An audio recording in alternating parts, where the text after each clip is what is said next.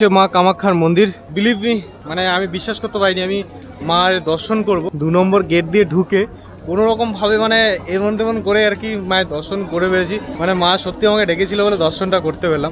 4 বাজে লাইন মে 4টের সময় লাইন দিয়েছে, এখন এটুকু পর্যন্ত এসছে। এখন মানে কখন যে ঢুকবে কোনো আতা পাতা নেই আর কি। যে দেখতেই পাচ্ছেন লাইনটা যাচ্ছে, এই দেখুন পুরো এই সেক্টরটা কিন্তু পুরো লাইনে দাঁড়িয়ে আছে মানুষ।